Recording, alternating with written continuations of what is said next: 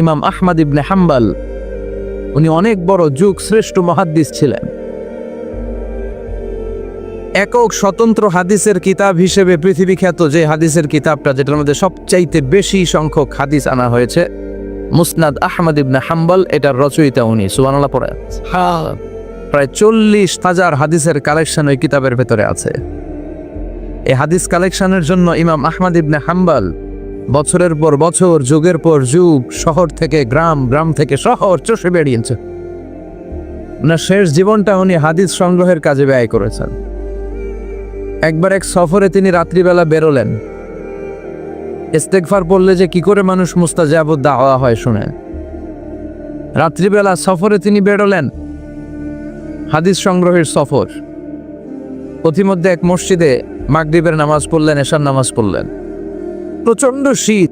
তিনি ভাবলেন আজকের রাতটা মসজিদেই কাটায় দেই, ফজরের সালাত পড়ে তারপরে বেরোবো।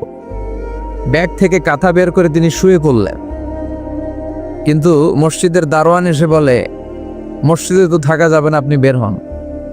ইমাম আহমদ ইবনে হাম্বল বললেন, আমি বৃদ্ধ মানুষ, প্রচন্ড শীত, কই যাব? আমি ফজরের মুসল্লি, ফজর নামাজে এই মসজিদে পড়বো, আমারে বাজান তুমি থাকতে দাও। দারোয়ান বলেন, নো, থাকা যাবে না, মসজিদে থাকা যাবে না, বের হন, নাহলে গাঠটি সহ বের করে দেব। চিনে নাই এটা যে ইমাম আহমদ ইবনে হাম্বল, সে বুঝতে পারে নাই। তো দারোয়ানের সাথে সুবিধা করতে না পেরে ইমাম আহমদ ইবনে হাম্বল ব্যাগ নিয়ে বেরোয় গেলেন। প্রচন্ড শীত, কাঁপছেন। হঠাৎ দেখে সামনে এক বাজার। ওই বাজারে এক খাব্বাজ বসে আছে। খাব্বাজ মানে রুটি বিক্রেতা। খাব্বাজ মানে যুবক, একজন রুটি বিক্রেতা, রুটি বিক্রি করে। যে যুবককে সালাম দিলেন, আসসালামু আলাইকুম। যুবক পড়লো, আলাইকুম আসসালাম। ইমাম আহমদ ইবনে হাম্বল বলল, যুবক, আমি মুসাফির মানুষ, থাকার জায়গা নেই, প্রচন্ড শীত। এই যে তুমি চুলার মধ্যে উনুনে রুটি বানাচ্ছ, আমি যদি তোমার চুলার পাশে বসে রাতটা কাটাই, তোমার কোনো সমস্যা হবে? যুবক বলেন, নো, কোনো সমস্যা নাই। আহলান ওয়া সাহলান ওয়া মারহাবান বিক, খোশ আমদেদ, সুস্বাগতম, আসেন। আপনি আমার চুলার পাশে বসে আগুন পোয়ালে আমার সমস্যা কি? আসেন, আসেন, বসেন, আপনি মুরব্বী মানুষ। ইমাম আহমদ ইবনে হাম্বল আল্লাহ শুকরিয়া করে চুলার পাশে বসে শীতের রাতে চুলা থেকে তাপ নিচ্ছেন, আগুন পোহাচ্ছেন।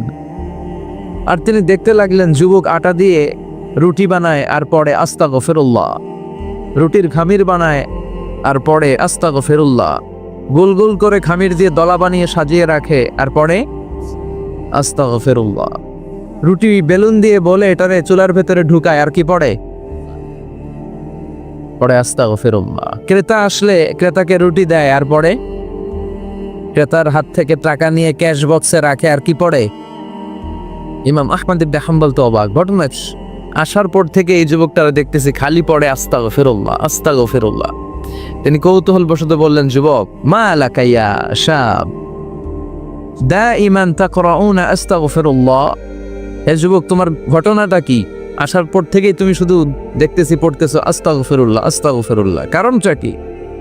যুবক বলে, আমি সবসময় ইস্তেগফারের সাথে আঠার মতো লেগে থাকি, আর লেগে থাকার কারণে এর বরকতে আল্লাহ আমাকে মুস্তাজাবুদ দাওয়া বানিয়ে দিয়েছে। মানে আল্লাহ আমাকে এমন বানিয়েছে যে আমি দোয়া করা মাত্রই আমার দোয়া কবুল করে কে? ইমাম আহমদ ইবনে হাম্বল বললেন, আনতা মুস্তাজাবুদ দাওয়া, তুমি মুস্তাজাবুদ দাওয়া, মানে তুমি দোয়া করলে সেটা কবুল হয়ে যায়? যুবক বলে, নাআম আনা মুস্তাজাবুদ দাওয়া, আমি আমার জীবনে যত দোয়া করেছি সব কবুল করে নিয়েছে কে? আমি মুস্তাজাবুদ দাও, আমি দোয়া করতে দেরি, কবুল হতে সেটা দেরি হয় না। তবে আমার পুরো জীবনের সব দোয়া কবুল হলেও একটা দোয়া এখনো কবুল হয় নাই। এটা শুনে ইমাম আহমদ ইবনে হাম্বলের কৌতূহল, কিউরিসিটি আরো বেড়ে গেল। তিনি বললেন, তোমার জীবনে সব দোয়া কবুল হয়েছে, একটা দোয়া কবুল হয় নাই, কি সেই দোয়া আমারে বলো? যুবক বলে, আমার জীবনে যে দোয়াটা কবুল হয় নাই সেটা হচ্ছে, আমি আল্লাহর কাছে দোয়া করে বলেছিলাম, আল্লাহ, শুনেছি এই জামানার সবচেয়ে বড় মুহাদ্দিসের নাম হচ্ছে ইমাম আহমদ ইবনে হাম্বল, আমি যেন ওই ইমাম আহমদ ইবনে হাম্বলের কপালে একটা চুমু দিয়ে মরতে পারি, তুমি তৌফিক দিও। ইমাম আহমদ ইবনে হাম্বল নিজেকে আর ধরে রাখতে পারলেন না, চোখের পানি ছেড়ে দিলেন। যুবককে জড়িয়ে ধরলেন আর বললেন, ইয়া শাব, আহমদ ইবনে হাম্বলের কপালে চুমু দেওয়ার জন্য আহমদ ইবনে হাম্বলের দরবারে তোমার যাওয়ার দরকার নাই। আহমদ ইবনে হাম্বল নিজেই তোমার দরবারে ছুটে এসেছে। আনাল আহমদ ইবনে হাম্বল, আমি নিজেই আহমদ ইবনে হাম্বল। চিল্লায় পড়েন আল্লাহু আকবার। যুবকটি চিৎকার মেরে সৈয়দনা আহমদ ইবনে হাম্বলকে জড়িয়ে ধরল। আহমদ ইবনে হাম্বলের হাতে হাত রেখে মুসাফা করলো। আহমদ ইবনে হাম্বলের কপালে একটা চুমু এঁকে দিল আর বলল, ইয়া আহমদ ইবনে হাম্বল, এই ইস্তেগফারের কারণে আমার জীবনের সব দোয়াই কবুল হয়ে গিয়েছে। আপনি সব সময় যদি ইস্তেগফারের সাথে লেগে থাকেন, আপনার মুস্তাজাবুদ দাওয়া বানাবে কে? এজন্য অবসরে যখন কোনো কাজ থাকে না, বেশি বেশি ইস্তেগফার পড়া যাবে না, ইস্তেগফারের সাথে আঠার মতো লেগে থাকা যাবে না। আওয়াজ করে পড়েন আস্তাগফিরুল্লাহ, আরো জোরে পড়েন আস্তাগফিরুল্লাহ, আরো জোরে পড়েন আস্তাগফিরুল্লাহ। আল্লাহ আমাদের ইস্তেগফার তুমি কবুল করো। আরো জোরে পড়ি আমিন। আসলে আমরা আল্লাহর নামের 3টা তাকবীর পড়ব। 3টা তাকবীর পড়ে আমরা কোরআনের তাফসিরের দিকে যাব। আমি পড়ব লিল্লাহি তাকবীর, আপনারা পড়বেন আল্লাহু আকবার। আওয়াজ করে পড়তে হবে। আল্লাহ বলেছেন রাব্বাকা ফাকাব্বির, তোমার রবের নামের বড়ত্বের ঘোষণা দাও। আমার সাথে সাথে পড়েন আল্লাহু আকবার, আল্লাহু আকবার, আল্লাহু আকবার। 2 দিন ব্যাপী 34তম ওয়াজ ও দোয়ার মাহফিল, শিকারপুর দারুল কোরআন জিলানিয়া সিনিয়র মাদ্রাসা। প্রতিষ্ঠাতা আমার মরহুম মাগফুর নানা ভাই শাহ মোহাম্মদ গোলাম সাদেক সাঈদী রাহিমাহুল্লাহ, পীর সাহেব আড়াইবাড়ি দরবার শরীফ, কুমিল্লা। আল্লাহ ওনার কবরটাকে তুমি জান্নাতুল ফেরদাউসের বাগান বানাও। আজকের প্রোগ্রামের সভাপতি হযরত মাওলানা গোলাম পরর সাঈদী আরাফাত, আমার সম্মানিত মামা শ্বশুর, পীর সাহেব আড়াইবাড়ি দরবার কুমিল্লা। আল্লাহ ওনাকেও তুমি ইসলামের জন্য কবুল করো, আমিন। আজকের দ্বিতীয় রজনী, গতকাল কথা বলেছে আমার আরেক নানা ভাই অধ্যক্ষ গোলাম সরওয়ার সাঈদী, পীর সাহেব আড়াইবাড়ি দরবার। কথা বলেছে ডক্টর আবুল কালাম আজাদ বাশার সাহেব, মুহাদ্দিস, মদিনাতুল উলুম কামিল মাদ্রাসা। কথা বলেছেন মাওলানা মাহমুদ নুরুজ্জামান সাহেব। সব বড় বড় ওলামা একরামদেরকে এখানে দাওয়াত দেওয়া হয়। এটা খুব ভালো একটা সিদ্ধান্ত। দ্বিতীয় রজনীতে আজকে আমরা কথা বলছি। আমার আগে কথা বলেছেন মুফতি আনম মাইনুদ্দিন সিরাজি, সাবেক অধ্যক্ষ চান্দিনা আলামিন কামিল মাদ্রাসা। কথা বলেছে হাফেজ মুসলিউদ্দিন সাহেব। যারাই এখানে কথা বলেছে তাদের কথাগুলো যেন আল্লাহ আমরা আমল করতে পারি, তৌফিক দাও। এই মাদ্রাসাকে তুমি হেদায়েতের মার্কাজ হিসেবে কবুল করো। এই মাদ্রাসার গভর্নিং বডিতে যারা আছে, অভিভাবক মণ্ডলীর সদস্য যারা আছেন, এই মাদ্রাসাকে যারা ভালোবাসেন, যারা মাদ্রাসার জন্য কাজ করেন, ভালো চিন্তা করেন, আল্লাহ সবাইকে তুমি কবুল করো। আসলে আমরা সরাসরি কোরআন থেকে কিছু কথা শুনি। আমি শারীরিকভাবে আজকে একটু অসুস্থ। আমি আল্লাহর কাছে সুস্থতা কামনা করছি যে অল্প কিছুক্ষণ যেন কোরআন থেকে কিছু কথা আপনাদেরকে শোনাতে পারি, এবং আপনাদের কাছে দোয়া চাই যেন আজকের এই শেষ রজনীতে আমরা এমন কিছু কথা শুনতে পারি যে কথাগুলো আমাদের দুনিয়া এবং আখিরাতে কল্যাণকর হবে, নাজাতের ওসিলা হবে। আমরা পড়ি আমিন। অনেক লম্বা একটা সফর দিয়ে এসেছি। এই শীতের সিজনে সফরে সফরে আমাদের দিন কেটে যায়। Life passes and time flies, সময় চলে যায়, জীবন কেটে যায়। তো এই সফরগুলো যেন আল্লাহ ইসলামের জন্য কবুল করে। আমি আমার খুতবার শুরুতে সূরাতুত তিন থেকে তেলাওয়াত করেছি। আসুন এই সূরাটি থেকে আমরা কিছু কথা শুনি, আমলের নিয়তে, ইখলাসের নিয়তে। সূরাটার নাম হচ্ছে সূরাতু আত-তিন। সবাই বলেন সূরার নাম কি? এটি মাক্কি সূরা। কি সূরা? এই সূরার আয়াত সংখ্যা 8টি। কয়টি? আমরা জানি কোরআনের সূরাগুলো 2 ভাগে বিভক্ত, একটা মাক্কি, একটা মাদানী। সেই হিসেবে এই সূরাটি মাক্কি। এই সূরাটি কি? মাক্কি। কোরআনের চ্যাপ্টারগুলো নিয়ে মাঝে মাঝে ভাববেন যে কত ধরনের চ্যাপ্টার আল্লাহ দিলেন। সূরাকে আরবিতে বলে চ্যাপ্টার। সূরাকে আরবিতে কি বলে? তাহলে আওয়াজ করে উত্তর দেন তো, কোরআনের ভেতরে চ্যাপ্টার আছে কয়টা? 114টা। এই চ্যাপ্টারের নাম দিলেন তিনি ফলের নামে। সুবহানাল্লাহ পড়েন। 3 মানে ডুমুর ফল। 3 মানে কি? ডুমুর ফল। খেয়েছেন কখনো? খান নাই? শিকারপুরে হয়? গাছ আছে শিকারপুরে? নাই না?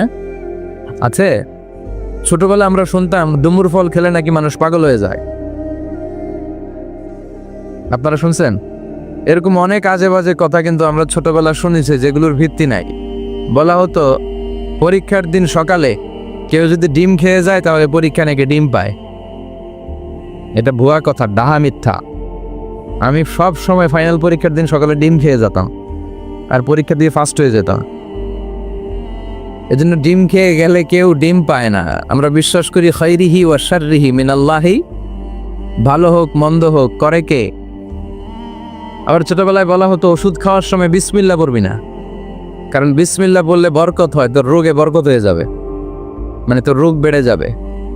কি ডাকাত, ভুয়া কথা। সব ভালো কাজের আগে বিসমিল্লাহ। অবশ্যই আপনি ওষুধ খাওয়ার আগে বিসমিল্লাহ পড়বেন। কি পড়বেন?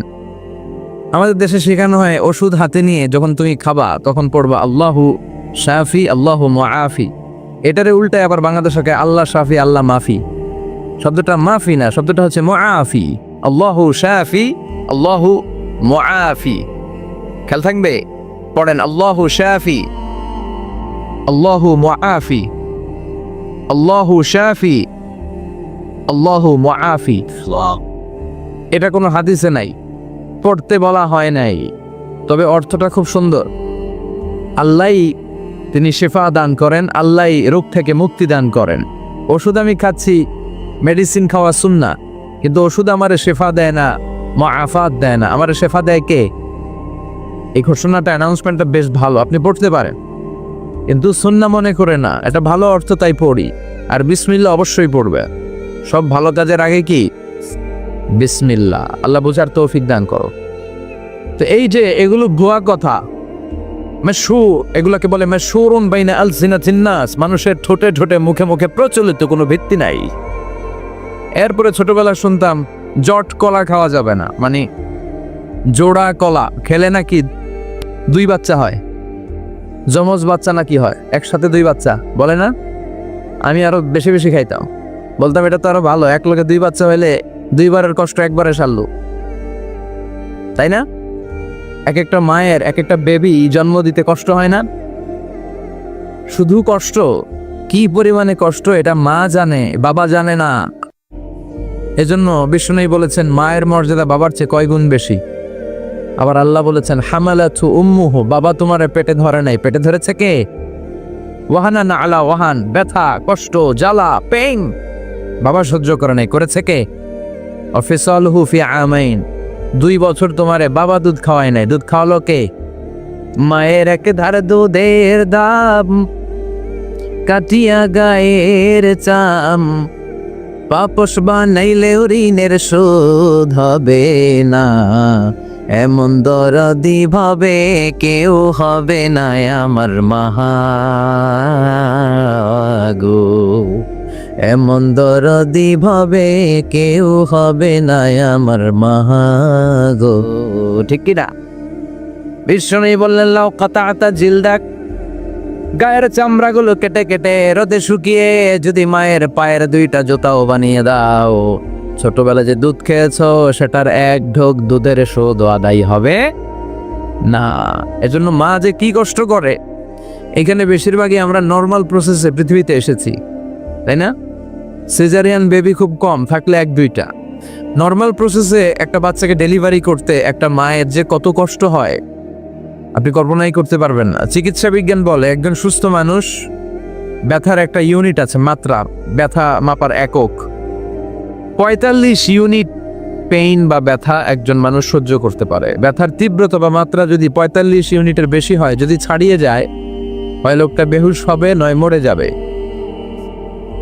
আমার আর আপনার মা যখন আমাদেরকে নর্মাল প্রসেসে ডেলিভারি করেছেন তখন তারা 45 না 57 ইউনিট প্লাস 57 থেকে 60 ইউনিটের পেইনও তারা ছাড়িয়ে গেছে।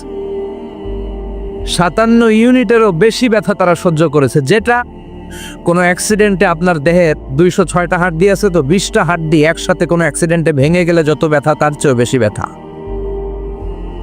এজন্য মায়ের মনে কষ্ট দেয়া যাবে, মায়ের মনে কষ্ট দিয়ে জীবনে কেউ সফল হতে পারে নাই। সাইয়েদনা মুসা আলাইহিস সালাম আল্লাহর একবার জিজ্ঞেস করলেন, আল্লাহ মাইয়া কুনু জালিসি ইয়াউমাল কিয়ামা, আল্লাহ আমার সাথে কিয়ামতের দিন জান্নাতে সাথী কে হবে? আল্লাহ বললেন জালিসুকা ফিল জান্নাতি জাজ্জার, তোমার সাথী হবে কিয়ামতের দিন বিচার শেষে জান্নাতে যখন ঢুকবা তোমার সাথী হবে একজন কসাই। কসাই চিনেন? কি করে? গোশত কাটে। সাইয়েদনা মুসা আলাইহিস সালাম অবাক হলেন, ঘটনা কি? কসাই, আমি হইলাম নবী আর আমার সাথে জান্নাতে থাকবে? হাউ কাম ইটস পসিবল, এটা কিভাবে সম্ভব? আল্লাহ বললেন নিজেই দেখে আসো এটা কেমন কসাই। সাইয়েদনা মুসা আলাইহিস সালাম ছদ্মবেশে কসাইয়ের দোকানে দাঁড়িয়ে রইলেন। দেখলেন স্পেশাল বিশেষ কোনো আমল নাই, কসাই শুধু গোশত কাটে, গোশত বিক্রি করে। দিন শেষে দোকান বন্ধ করে প্যাকেটের ভেতরে গোশত নিয়ে বাড়িতে রওনা হয়েছে। বাড়ির ভেতরে ঢুকে যাওয়ার পর সাইয়েদনা মুসা আলাইহিস সালাম ঘরের দরজার কড়া নাড়লেন। কসাই বলে, মান আনতা, তুমি কে? মুসা আলাইহিস সালাম বললেন, আনা মুসাফির, আমি মুসাফির, থাকার জায়গা নেই, আপনি যদি থাকার জায়গা দেন আপনার বাড়িতে থাকবো। কসাই বলে, আসেন। সাইয়েদনা মুসা আলাইহিস সালাম ঢুকলেন। কসাই বলে, এই ঘরে একটু থাকেন, ওই ঘরে আমার একটু কাজ আছে। মুসা আলাইহিস সালাম বললেন, যান, কাজ সেরে আসেন। মুসা আলাইহিস সালাম খেয়াল করলেন ওই ঘরে মাচার উপর থেকে বয়োবৃদ্ধ এক নারীকে তিনি নামিয়ে গোসল করালেন, টাওয়াল দিয়ে গা মুছিয়ে দিলেন। এরপর দোকান থেকে আনা সুন্দর গোশতের টুকরাটারে নিজ হাতে কেটে রান্না করলেন। তারপর রুটি বানালেন, আর গোশত আর রুটি হাতে নিয়ে ওই মহিলার মুখে তুলে দিচ্ছেন। মহিলা খাচ্ছে, খায় আর বিড়বিড় করে কি যেন দোয়া পড়ে। সুবহানাল্লাহ পড়বেন না? ওই মহিলাকে খাওয়ানোর পরে কসাই সাইয়েদনা মুসা আলাইহিস সালামকে মেহমান হিসেবে খাবার নিয়ে আসলেন। বললেন, ও পথিক, খাবার খান, সকালবেলা আপনিও চলে যাবেন, আমিও যাব আমার দোকানে, খেয়ে আপনি ঘুমিয়ে পড়েন। মুসা আলাইহিস সালাম বললেন, ততক্ষণ পর্যন্ত তোমার আনা খাবারে আমি হাত দিব না, যতক্ষণ না তুমি বলবা ওই মহিলাটাকে। কসাই বলে, হাদিহি উম্মি, এটা আমার মা। হাদিহি উম্মি, এটা আমার মা। এই দুনিয়া এই মা ছাড়া আমার কেউ নাই, আমিও ছাড়া আমার মায়ের কেউ নাই। তাই প্রতিদিন দোকানের কাজ শেষ করে গোশত এনে রান্না করে আমার মারে আমি খাওয়াই। হাদিহি উম্মি, এটা আমার জনম দুঃখিনী মা। সাইয়েদনা মুসা আলাইহিস সালাম, বুঝলাম তোমার মা, কিন্তু তুমি যখন রুটি তোমার মায়ের মুখের ভেতরে তুলে দিচ্ছিলে, তোমার মা বিড়বিড় করে কি যেন পড়লো, কি পড়ে তোমার মা? কসাই বলে, আমার মায়ের একটা পাগলা দোয়া আছে। কি দোয়া? আমি জানি কঠিন কালো এই দোয়া কবুল হবে না। আবেগের বশবর্তী হয়ে প্রতিদিন আমার মা আমার খেদমতে আমার উপর এত সন্তুষ্ট হয়ে যায়, এত খুশি হয়ে যায়। আমার মা প্রতিদিন বলতে থাকে, আল্লাহুম্মা জাআল ইবনি জালিসা মুসা ইয়াউমাল কিয়ামা। ও আল্লাহ, আমার ছেলের খেদমতে আমি এত সন্তুষ্ট, আমার ছেলের উপর আমি এতটাই রাজি খুশি। শুনেছি এই জামানার সবচাইতে বড় পয়গম্বর, বনি ইসরাইলের সবচাইতে বড় নবী, ওই নবীর নাম নাকি মুসা। ও আল্লাহ, আমি এত কিছু জানি না, এত কিছু বুঝি না, এত কিছু জানি না, তোমার দরবারে শুধু একটাই চাওয়া, একটাই ফরিয়াদ, তুমি আমার ছেলেরে কিয়ামতের দিন মুসার সাথে হাসর নসিব করে দিও। আমার ছেলে কসাই ছেলেটারে তুমি মুসার জান্নাতের সাথী বানিয়ে দিও। আল্লাহুম্মা জাআল ইবনি জালিসা মুসা ইয়াউমাল কিয়ামা। জালিস মানে ফ্রেন্ড, বন্ধু। আল্লাহ, জান্নাতে আমার ছেলেরে তুমি মুসার বন্ধু বানিয়ে দিও। মুসা আলাইহিস সালাম এবার বুঝতে পারলেন। তিনি বললেন, ঘটনা তো এই জায়গায় এতক্ষণে বুঝতে পেরেছি, কেন আমার সাথে মুফাসসির যাবে না, হাফেজে কোরআন যাবে না, শহীদরা যাবে না, ওলিরা যাবে না, নবীরা যাবে না, আমার সাথে জান্নাতে যাবে কসাই। এটা মায়ের দোয়া। কার দোয়া? মায়ের দোয়ার দরকার আছে না নাই? অনেক পাওয়ারফুল মায়ের দোয়াটা। বুলেট মারলে বুলেট মিস হয়, মায়ের দোয়া মিস হয়। ড্রোন হামলা করলে ড্রোন হামলা মিস হয়ে যেতে পারে, কিন্তু মায়ের দোয়া কঠিনকালে মিস হয় না। চিল্লায় বলেন ঠিক না? মায়ের দোয়াটাও কবুল, বদদোয়াও কবুল। ভয়ঙ্কর কিন্তু। মা দোয়া করলে কবুল হয়, কিন্তু বদদোয়া করলে কবুল হয় না। এরকম হলে it was not a big deal, এটা বড় সমস্যা ছিল না। কিন্তু দোয়া করলেও যেমনি কবুল, বদদোয়াটাও কবুল। এজন্য খবর আছে না নাই? এই জন্য মায়ের কাছ থেকে সবসময় দোয়া নিতে হবে। দোয়া নিতে রাজি আছেন? আমাদের সমাজে এরকম অনেক ধরনের কুসংস্কার। 2 কলা খেলে 2 বাচ্চা হয়, তাই না? আসলে কি কথাটা ঠিক? বাচ্চা একটা হবে না, 2টা হবে, ছেলে হবে না মেয়ে হবে, এটা কে দেয়? আবার অনেকের মাথার চুলের মধ্যে 2টা গিট থাকে, আছে না নাই? 2 গিট থাকলে কয় তোর 2 বিয়া, 3 গিট থাকলে 3 বিয়া, গিট নাই কয় তোর বিয়া নাই, আছে না নাই? এগুলো মুসলমান বিশ্বাস করতে পারে? মুসলমান বিশ্বাস করে একজনকে, তিনি কে? তো এই 3 ফল এটা খেলে মানুষ পাগল হয়ে যায় না, এটা স্বাস্থ্যকর একটা খাবার। বাংলাদেশের 3 আর আরব দেশের 3-এর পার্থক্য আছে। আরব দেশের 3 খুব সুস্বাদু। তো এই 3-এর নামে আল্লাহ একটা সূরা দিলেন। সূরার নাম হচ্ছে সূরাতুত তিন। সূরার নাম? এরকম অনেক নামে আল্লাহ সূরা দিয়েছেন, খেয়াল করে দেখবেন। মানুষের নামে সূরা দিয়েছেন, সূরাতুল ইনসান, সূরাতুন নাস। আবার ইন্ডিভিজুয়াল 6 জন পুরুষ মানুষের নামে সূরা দিয়েছেন, 6 জন নবীর নামে, একজন অলির নামে। সূরা হুদ, সূরা ইউসুফ, সূরা ইউনুস, সূরা মুহাম্মদ, সূরা ইব্রাহিম, সূরা নূহ, আছে না নাই? আবার সূরা লোকমান, আছে না নাই? মানুষের নামে সূরা, তাই না? তো 7 জন পুরুষের নামে সূরা, আর মাত্র একজন নারীর নামে আল্লাহ সূরা দিলেন। বলেন তো এই সূরাটার নাম কি? মারিয়াম। তো রেশিওটা কম হয়ে গেছে না? পুরুষ 7 জন, নারী একজন। নারীরা যাতে রাগ না করে, নারীদেরকে বুঝ দেওয়ার জন্য আল্লাহ সব নারীদের নামে আলাদা একটা সূরা দিলেন। সূরার নাম? তার মানে আল্লাহ নারীকে খুশি রাখতে চায়, বিশ্বনবীও নারীদেরকে খুশি রাখতে চায়। আমার অনেকে বলে, হুজুর আপনি নারীদের পক্ষে কথা বলেন। বেশ, আমি সবার পক্ষেই বলি, যার যেটা অধিকার তাকে সেটা দিতে হবে, ঠিক কিনা? নারীরা সম্মানিতা, তাদেরকে সম্মান দিতে হবে। বিশ্বনবী তাদেরকে সম্মান দিতে, মায়েশাকে বিশ্বনবী সবসময় আগে সালাম দিতে। সুবহানাল্লাহ পড়েন। খাদিজা রাদিয়াল্লাহু তাআলা আনহাকে আল্লাহ তাআলা আরশের উপর থেকে সালাম পাঠিয়েছেন। এজন্য নারীদেরকে সালাম দিবেন বেশি বেশি। ঘরে সুখ শান্তি নাই, অনেকে বলে ঘরটা নাকি জাহান্নামের টুকরা, কারণ সালাম নাই। সালাম মানে শান্তি। সালাম মানে কি? সালাম সালাম হাজার সালাম সকল শহীদ স্মরণে, আমার হৃদয় রেখে যেতে চাই তাদের স্মৃতির চরণে। পড়েন আমিন। সালাম মানে, চিল্লায় বলেন। জান্নাতীরা যখন জান্নাতে ঢুকবে, ফেরেশতারা জান্নাতীদেরকে কি বলবে? সালাম, শান্তি। Enter the paradise with peace and security. শান্তি এবং নিরাপত্তার সাথে জান্নাতে ঢুকে যা। এজন্য ঘরটারে শান্তিময় বানাতে চাইলে সালাম দিতে হবে। কি দিতে হবে? আজ থেকে স্ত্রীকে সালাম দিবেন তো ইনশাল্লাহ? পড়েন। আমার মাইকের আওয়াজ যদি বোনদের কানে যায়, মাদের কানে যায়, আপনাদেরও বলি, আপনারাও আগে আগে সালাম দিবেন। এই দৃশ্য বাচ্চারা দেখলে বাচ্চারাও সালাম শিখবে, ঠিক কিনা? মা খাদিজার ব্যাপারে আল্লাহ বলেছেন, জিব্রাইল তুমি যে খাদিজারে আমার পক্ষ থেকে সালাম দিয়ে দাও, আর খাদিজারে বলে দাও জান্নাতে খাদিজার জন্য এমন ঘর আমি প্রিপেয়ার করে রেখেছি যেই ঘরের ভিতরে কোনো নয়েজ নাই, কোনো আওয়াজ নাই, কোনো ডিস্টার্ব নাই, আছে শান্তি। সুবহানাল্লাহ। কারণ বিশ্বনবীর জন্য খাদিজা নিজের ঘরটার এরকম নয়েজহীন, কোলাহল মুক্ত, শান্তিময় করে রেখেছিলেন। বিশ্বনবী কোলাহলপূর্ণ দাওয়াতি কাজ শেষ করে যখন ঘরে যেতেন, কলিজাটা ঠান্ডা হয়ে যেত। বিশ্বনবীর জন্য এমন একটা ঘর রেখেছিলেন মা খাদিজা, ওই ঘরে বিশ্বনবী যখন প্রবেশ করতেন, বাইরে যত মারপিট হয়েছে, মারামারি হয়েছে, কাফেরদের যত অত্যাচার সহ্য করেছে, ঘরে ঢোকার সাথে সাথে নবী সব ভুলে যেতে। এত মায়া, শান্তি, প্রশান্তির ঘর খাদিজা বানিয়েছিল। এজন্য আল্লাহ বলেছে, জিব্রাইল খাদিজারে বলো, খাদিজার জন্য এমন জান্নাত আমি রেখেছি যেই জান্নাতে কোনো সাউন্ড নাই, আওয়াজ নাই, ডিস্টার্ব নাই, কোলাহল নাই, কোনো নয়েজ নাই। চিল্লায় পড়েন আল্লাহু আকবার। এজন্য মায়েরা খাদিজার জীবনী থেকে শিক্ষা, স্বামীর জন্য ঘরটারে প্রশান্তিপূর্ণ করে রাখবেন। প্রশান্তির একটা জায়গা যেন হয়।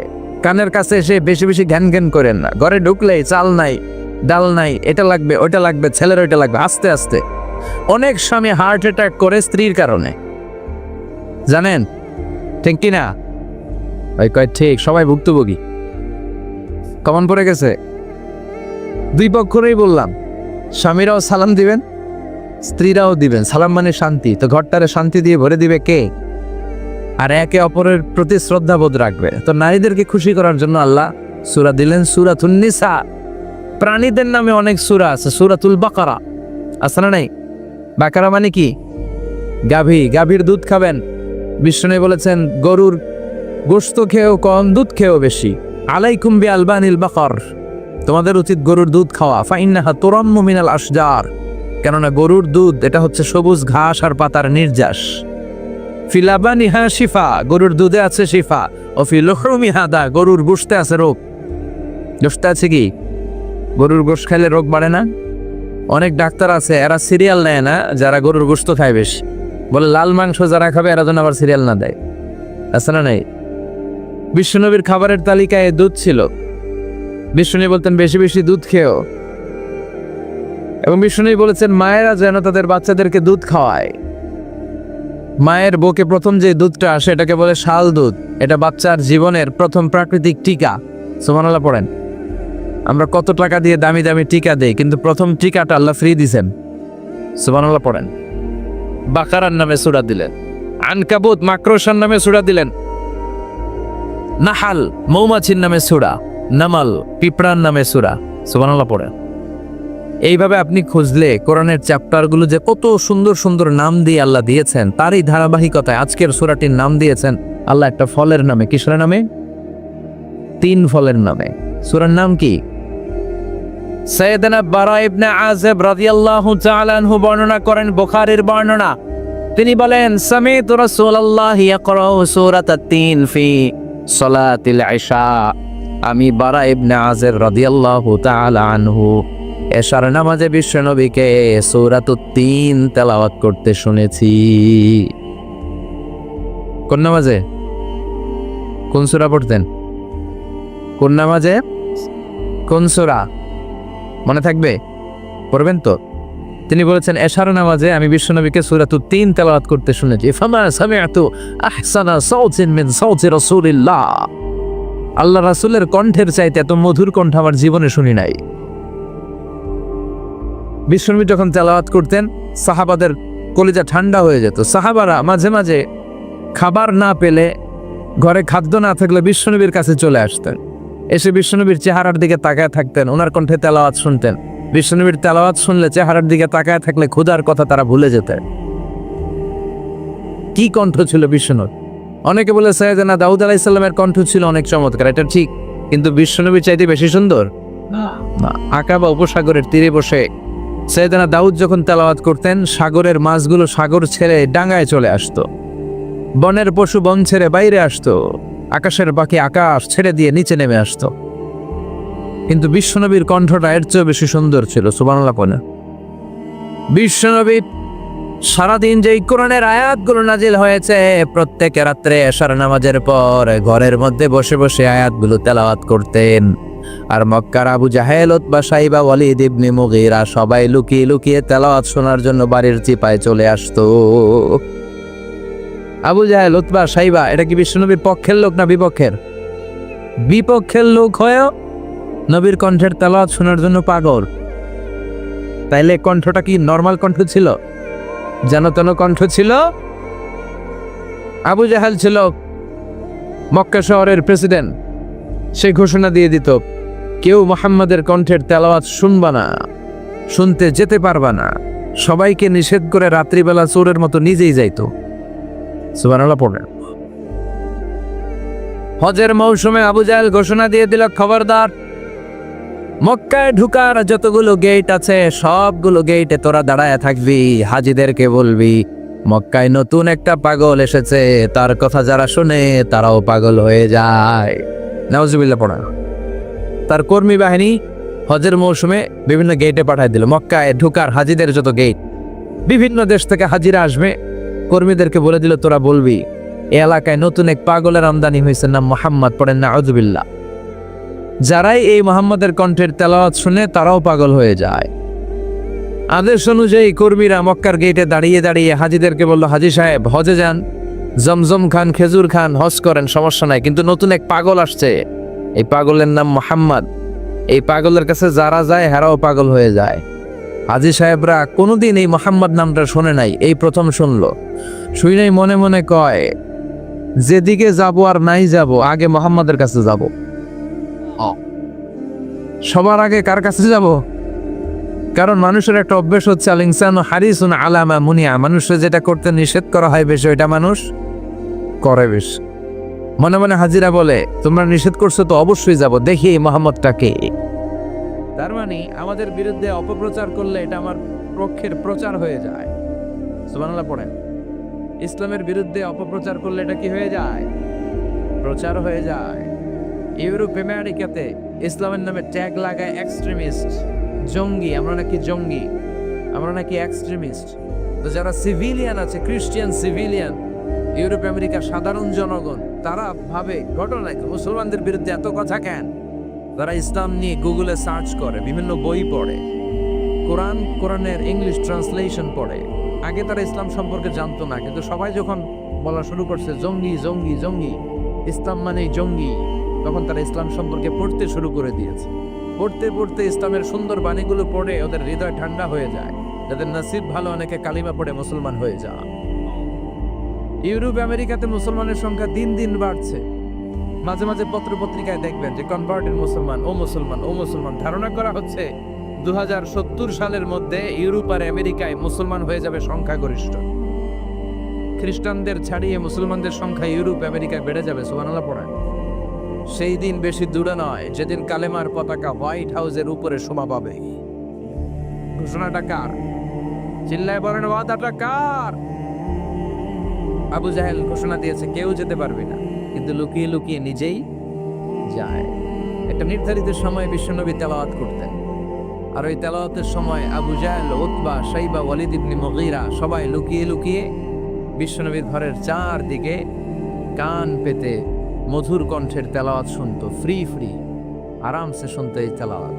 বিশ্বনবীর তেলাওয়াত যখন শেষ হয়ে যেত, এরা ভাগলপুর দিত দৌড়। ফিরে যাওয়ার রাস্তা থাকতো একটা, কয়টা? দেখা হয়ে যেত। একজন আরেকজনকে দোষারোপ করতো। আবু জাহেল বলতো, কিরে তোরা আসলি কেন? ওরা বলে, তুই এলি কেন? দিনের বেলা ভাষণ দেশ মোহাম্মদের বিরুদ্ধে, রাত্রে বেলা চোরের মতো তুই আসিস কেন? একে অপরকে দোষারোপ করে। আবু জাহেল বলে, ঠিক আছে, কাল থেকে আমিও আসবো না, তোরাও আসবি না। চল আমরা শপথ নেই যে কেউ আসবো না। দস্তখত দে, সিগনেচার দে, যেই আসবে তার মাথার চুল কামিয়ে আলকাতরা মেখে মক্কার বাজারে ঘুরিয়ে ঘুরিয়ে অপমান করা হবে। সবাই রাজি। আবু জাহেল বলে, দে। রাজি হইলে সিগনেচার দে। সবাইকে আবু জাহেল, তুই নেতা, তুই আগে দে। আবু জাহেল 1 নাম্বার, নাম্বার 2 উতবা, নাম্বার 3 শাইবা, সবাই সিগনেচার। কালকে কেউ যাবে না, কেউ যাবে না। দিন গড়িয়ে রাত আসে। বিশ্বনবীর যখন তেলাওয়াত করার টাইম, ওই টাইমে আবু জাহেলের তেলাওয়াত শোনার প্যারা উঠছে। যারা সিরিয়াল দেখে, সিরিয়াল দেখার প্যারা আছে না একটা? 9টায় সিরিয়াল শুরু হবে, 8:30 থেকে প্যারা ওঠে। কথা কন, আমার সিরিয়াল শেষ হয়ে গেল, সব কাজ বাদ দে, তাড়াতাড়ি টিভির সামনে বস। আছে না নাই? আবু জাহেলেরও প্যারা উঠছে, তেলাওয়াত শোনার প্যারা। টসিং এন্ড টার্নিং, বিছানায় এপাশ ওপাশ করে আর মনে মনে ভাবে, হায় রে, আর তো সময় নাই, এই তো শুরু হয়ে যাবে একটু পরে মোহাম্মদের তেলাওয়াত। না গেলে তো বড্ড মিস হয়ে যাবে। যাই যাই, আজকে যেরকম দস্তখত নিছি আর ধমক দিছি, কেউ যাবে না, আমি নিশ্চিত কেউ যাবে না, আমি একটু যাই। উতবা, শাইবা, ওয়ালিদ ইবনে মুগীরা প্রত্যেকেই প্রত্যেকের ঘর থেকে এই একই কথা ভাবছে যে আজকে তো যেই থ্রেট দিছে আবু জাহিল্লাই, আজকে কেউ যাবে না, আমি একটু যাই। সুবহানাল্লাহ পড়ো। আজকেও সবগুলো যে হাজির। বিশ্বনবী মন্ত্রমুগ্ধ করা সুরের ঝংকার তুলে তেলাওয়াত করছেন, আর সবগুলো মন্ত্রী মুগ্ধের মতো তেলাওয়াত শুনছে। বিশ্বনবীর তেলাওয়াত শেষ, সব দিছে দৌড়। ফিরে যাওয়ার রাস্তা কয়টা? আজকেও দেখা। আবু জাহেলকে, কিরে তোরা আইলি কেন? সবাইকে আবু জাহেল, তুই আইলি কেন? একে অপরকে দোষারোপ করে। এই ঘটনাটা শোনানোর উদ্দেশ্য হচ্ছে বিশ্বনবীর কণ্ঠটা যেন তেন কোনো কণ্ঠ ছিল না, এই কণ্ঠে সুরের ঝংকার ছিল, ঠিক কিনা? এই জন্য সাইয়েদনা বারা ইবনে আযিব রাদিয়াল্লাহু তাআলা আনহু বুখারীর বর্ণনায় বললেন, ফামা সামি'তু আহসানা সাওতান মিন সাওতি রাসূলিল্লাহ, বিশ্বনবীর কণ্ঠের চাইতে এরকম সুরেলা কণ্ঠ আমার জীবনেও আমি শুনি নাই। আর বিশ্বনবীকে এই সূরাটা কোন নামাজে পড়তে শুনছে? পড়বেন তো আপনারা? আল্লাহ তৌফিক দান করো। এই সূরাটা আল্লাহ কসম দিয়ে শুরু করছে। কি দিয়ে? 3 ফলের কসম দিয়ে। মনে রাখবেন, মান কানা ইয়াহলিফ ফালইয়াহলিফ বিল্লাহ, যার কোনো কারণে কসম কাটতেই হয় সেজন্য আল্লাহর নামে কসম কাটে, আউলিয়াসমু, তার না হলে যেন চুপ থাকে। আল্লাহ ছাড়া কারো নামে কসম কাটা যাবে? কিন্তু আমাদের দেশে অনেক কিছুর নামে কসম আছে না নাই? আমরা কোরআন শরীফের নামে কসম কাটি, অনেক সময় কাবার নামে কসম কাটি, মায়ের বুকের দুধের কসম, বিদ্যার কসম কাটি না?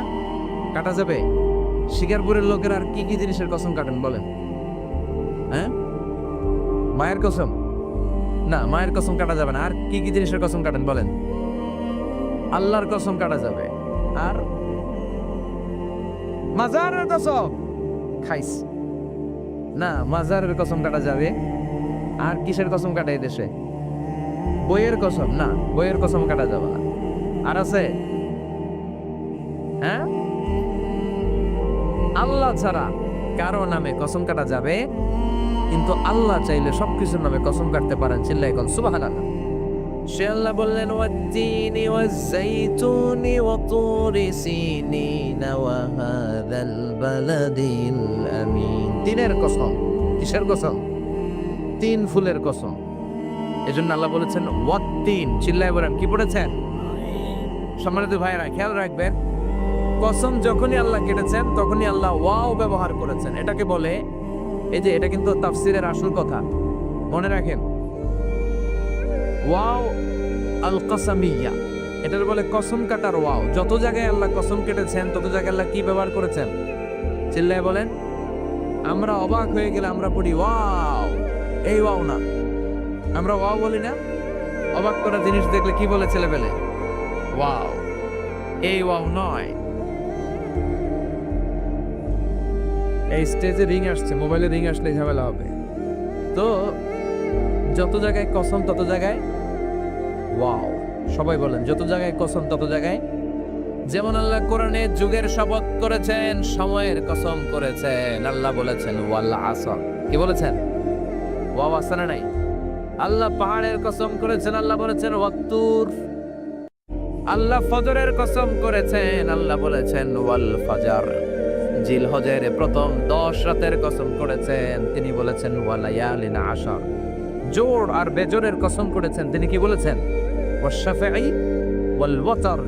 তারই ধারাবাহিকতা এখানে তিনি 3 ফলের কসম কেটেছেন, আর তিনি বলেছেন ওয়াত্তি। চিল্লায় বলেন তিনি কি বলেছেন? মানে 3-এর কসম। কিসের কসম? 3 ফল। ডুমুর ফলের কসম কেটেছেন, কারণ এই ফলের অনেক উপকারিতা আছে। এটা আরব বিশ্বে আরবদের কাছে খুবই গুরুত্বপূর্ণ সুস্বাদু একটা ফল।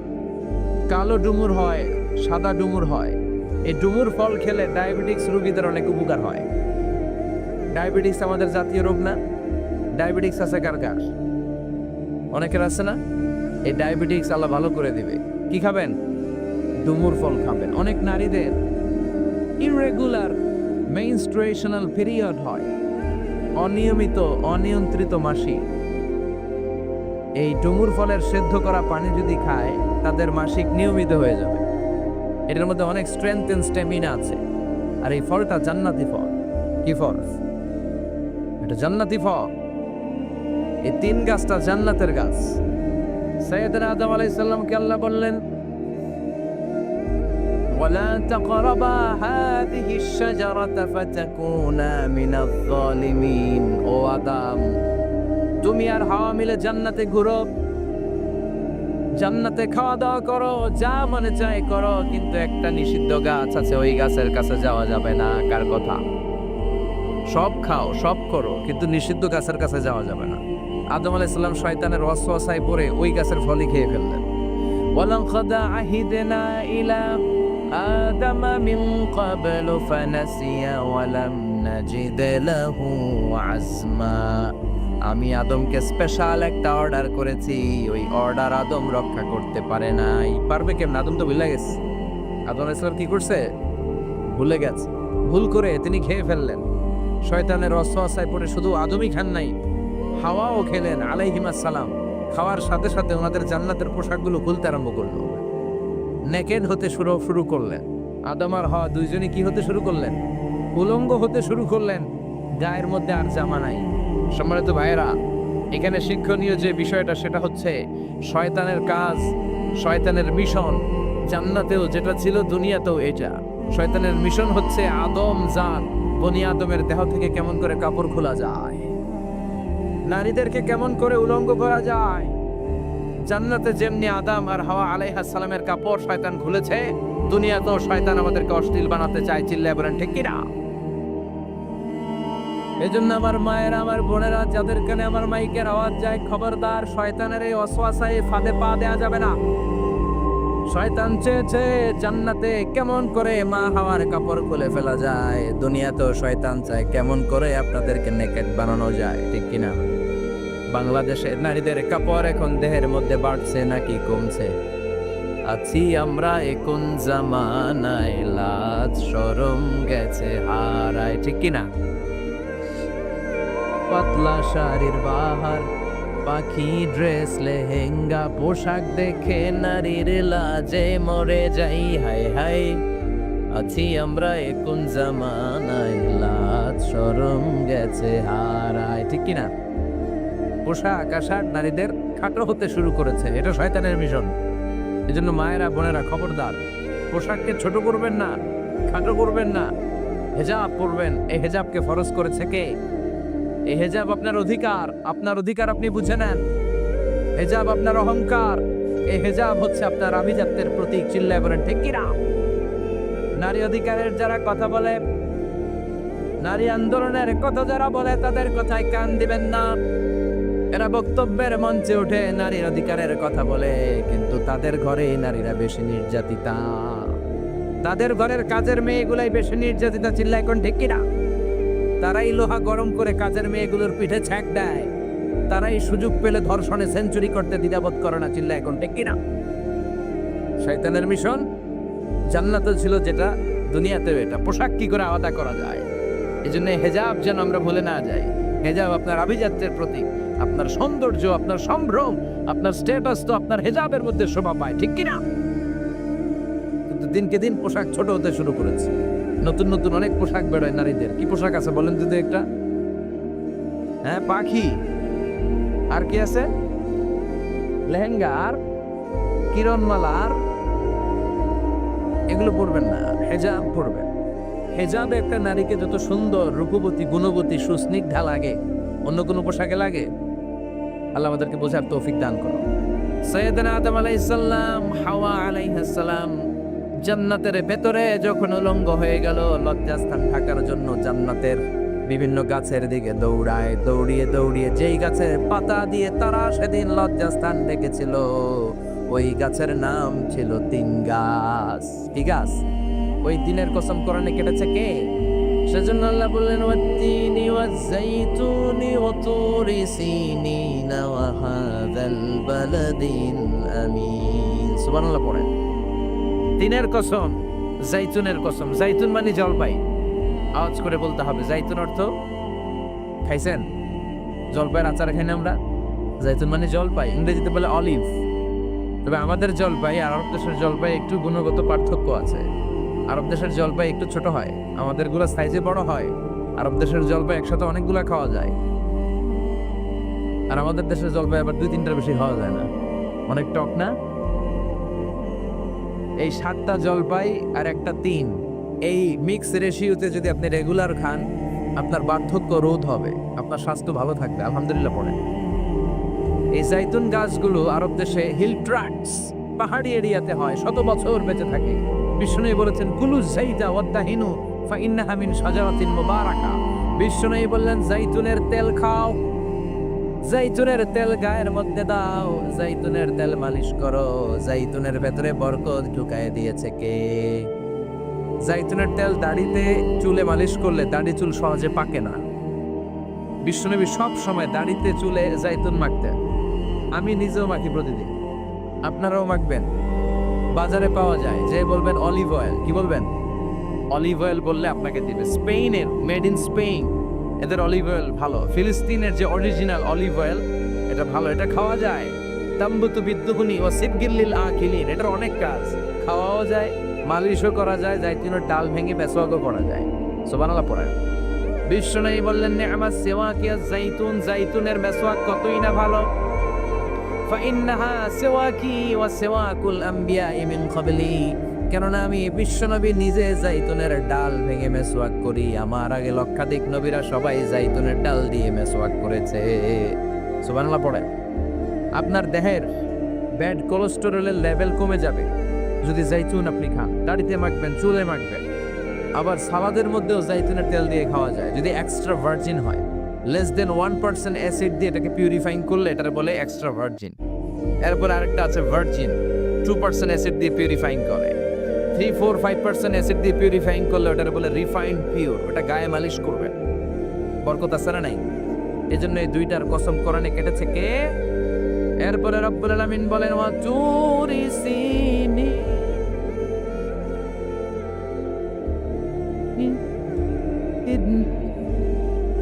আমি তিনার জাইতুনের কসম যেমনি কোরআনের মধ্যে করলাম, সাথে সাথে তুর পাহাড়ের কসম কাটলাম। সুবহানাল্লাহ পড়ে। সাউথ সাইনা দক্ষিণ সিনাইয়ে এই তুর পাহাড়ের অবস্থান। মিশরের দুইটা জেলা আছে, উত্তর সিনাই, দক্ষিণ সিনাই।